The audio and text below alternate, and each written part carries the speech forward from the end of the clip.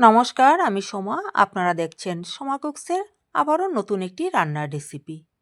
আজকে রান্না করব উলকপির একটি নিরামিষ রেসিপি। শীতের উলকপি কিন্তু খেতে ভীষণ ভালো লাগে। এখানে নিয়েছি আমি বেশ কয়টা উলকপি, তবে যেটুকু আমার প্রয়োজন সেটুকু পরিমাণে আমি কেটে নিয়েছি। এখানে উলকপি আর সঙ্গে আমি দুটো ছোট সাইজের আলুও টুকরো টুকরো করে কেটে নিলাম। আর নিয়েছি কয়টা কালাই ডালের বড়ি। এই দিয়ে আমার এই নিরামিষ রান্নাটা আজকে করব। তবে চলুন রান্নাটা এবার শুরু করা যাক। এখানে একটা কড়াই বসিয়ে দিয়েছি। কড়াইতে দিয়ে দিলাম সর্ষের তেল। তেলটা গরম হয়ে যাবার পর দিয়ে দেব প্রথমেই বড়িগুলিকে। বড়িগুলো হালকা একটু ভেজে তুলে নেব। সম্পূর্ণ নিরামিষ এই রেসিপিটি খেতে খুব ভালো লাগে। এটা আপনারা রুটি বলুন, ভাত বলুন, সব কিছুর সাথেই কিন্তু বেশ ভালো যায়। বড়িগুলো ভাজা হয়ে গেছে, বড়িগুলোকে আমি তুলে নিচ্ছি। এবার সেই তেলের মধ্যেই আলুগুলোকে আমি একটু ভেজে আগে তুলে নেব।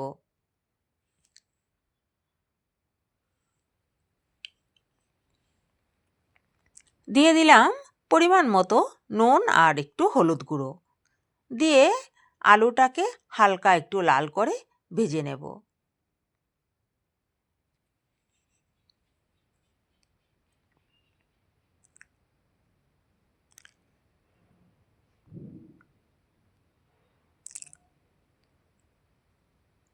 আলুগুলো আমার ভাজা হয়ে গেছে। আলুগুলোকে এবার তুলে নিচ্ছি।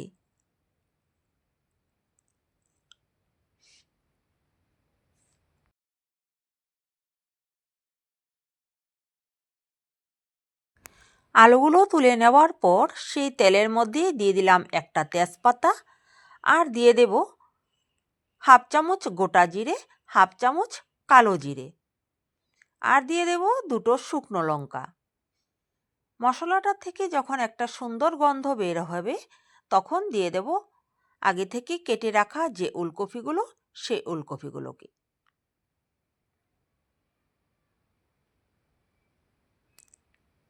উলকপিগুলো দেওয়ার পর একটু নেড়ে চেড়ে অল্প সময় ঢাকা দিয়ে রাখবো। এই অবস্থায় এখন আমি কোনো নুন আর হলুদ গুঁড়ো দেব না। অল্প একটু সেদ্ধ হয়ে যাওয়ার পর ঢাকা দিয়ে দেব, যাতে একটু সেদ্ধ হয়ে যায়। অল্প একটু সেদ্ধ হয়ে যাবার পর তারপরে আমি এখানে নুন আর হলুদ গুঁড়োটা দেব। অল্প সময় এভাবে আমি ঢাকা দিয়ে দিয়ে মাঝখানে একবার নেড়ে দিয়েছিলাম। ঢাকা দিয়ে এটাকে প্রায় আধা আধির মতো এটা সেদ্ধ হয়ে গেছে। এবারে দিয়ে দিলাম পরিমাণ মতো নুন আর সামান্য একটু হলুদ গুঁড়ো দেব।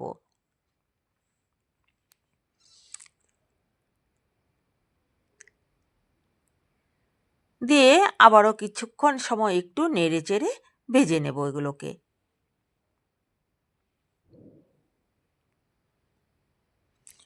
এপাশে এবার আমি একটা মশলা তৈরি করে নেব। একটা মিক্সার জারের মধ্যে একটা টমেটো দিয়ে দিলাম।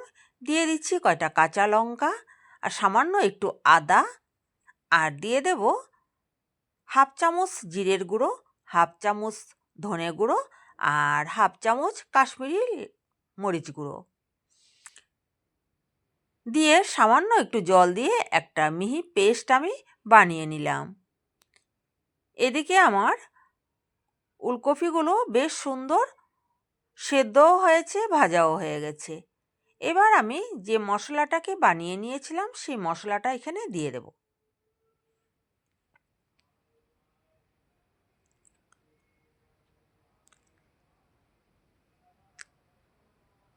মশলাটা দেওয়ার পর মিক্সার জারটা ধুয়ে সামান্য একটু জলও আমি সঙ্গে দিয়ে দিচ্ছি। দিয়ে সব কিছুর সাথে মশলাটাকে একটু বেশ খানিকক্ষণ কষিয়ে নেব।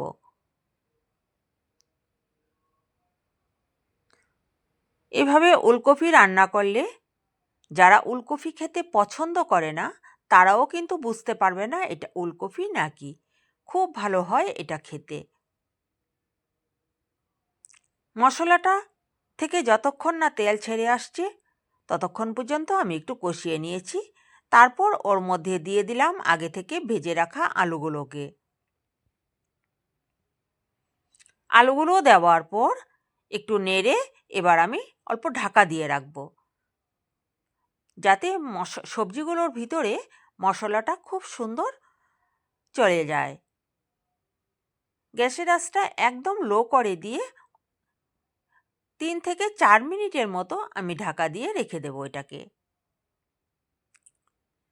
দেখুন এবার কিন্তু চারিদিক থেকে তেলটা ছেড়ে আসছে আর আমার মশলাটাও বেশ সুন্দর কষানো হয়ে গেছে। এবার ওর মধ্যে সামান্য একটু জল আমি দেব। এত বেশি জল দেব না, তরকারিটা হবে একটু মাখা মাখা স্বাদের। বেশি ঝোল দিলে এটা খেতে ভালো লাগবে না। দিয়ে দিলাম 1 কাপ পরিমাণ জল এখানে। এই জলটাই সেদ্ধ হয়ে তারপর যেটুকু থাকবে তাতেই এটা হয়ে যাবে।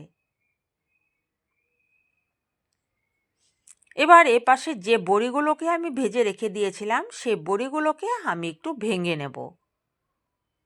একটু ভেঙে গুঁড়ো করে দিলে কি হয়, ওর গন্ধটা খুব সুন্দর ছড়ে যায়। এদিকে আমার ঝোলটা কিন্তু ফুটে উঠেছে। অল্প সময়ের জন্য ঢাকা দিয়ে রাখবো। তবে আপনি যদি আমার চ্যানেলে নতুন বন্ধু হয়ে থাকেন তবে অবশ্যই আমার চ্যানেলটিকে সাবস্ক্রাইব করে পাশে থাকা বেল নোটিফিকেশনটি অল করে দিয়ে আমার সঙ্গে থেকে যাবেন। আর পুরনো বন্ধুদের জানাই অনেক ধন্যবাদ আর ভালোবাসা এইভাবেই পাশে থাকার জন্য। সব কিছু হয়ে যাওয়ার পর দিয়ে দিচ্ছি 1/2 চামচ গরম মশলার গুঁড়ো। আর যেহেতু এটা একটু নিরামিষ রেসিপি সেই জন্য দিয়ে দিলাম সামান্য একটু চিনি।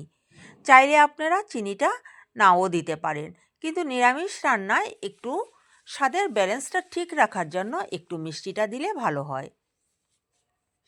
এবার আমি গ্যাসটা অফ করে দেব।